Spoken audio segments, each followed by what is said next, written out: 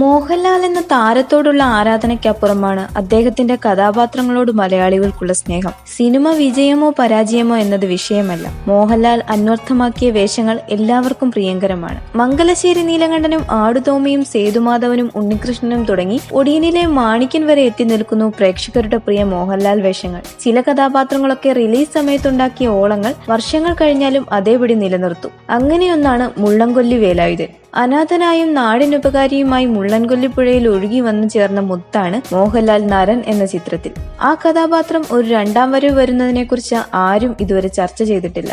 എന്നാൽ മുള്ളംകൊല്ലി വേലായുധൻ ഒരു വരവ് കൂടി വന്നാൽ അതൊരു വൻ ഹിറ്റായിരിക്കും. കാരണം മോഹൻലാൽ കഥാപാത്രങ്ങളിൽ ഏറെ സ്വീകരിക്കപ്പെട്ട ഒന്നാണത്. ജോഷി സംവിധാനം ചെയ്ത നരൻ ഒരു രണ്ടാം വരവിന് ഒരുങ്ങുന്നതായി ചില സൂചനകൾ പുറത്തുവരുന്നു. ജോഷിയുടെ സംവിധാനത്തിൽ മോഹൻലാൽ അവസാനം അഭിനയിച്ച ചിത്രം ലൈല ഓ ലൈലയാണ്. 2015 വൻ താരനിരയോടെ എത്തിയ ചിത്രം പക്ഷേ ബോക്സ് ഓഫീസിൽ കൂപ്പുകുത്തുകയായിരുന്നു. ആ പരാജയത്തിനു ശേഷം ജോഷി മോഹൻലാലിനെ നായകനാക്കി ഒരു ചിത്രം ചെയ്യാനുള്ള തയ്യാറെടുപ്പിലായിരുന്നു എന്ന റിപ്പോർട്ടുകൾ വന്നിരുന്നു. അത് നരൻ 2 ആയിരിക്കുമെന്നാണ് ആരാധകരുടെ നിഗമനം. എന്തായാലും മുള്ളംകൊല്ലി വേലായുധന്റെ രണ്ടാം വരവ് ആവേശമുണർത്തുന്ന വാർത്തകളിൽ ഒന്നാണ്. നിലവിൽ മോഹൻലാൽ ഇപ്പോൾ മരക്കാർ അറബിക്കടലിന്റെ സിംഹത്തിലാണ് അഭിനയിച്ചുകൊണ്ടിരിക്കുന്നത്.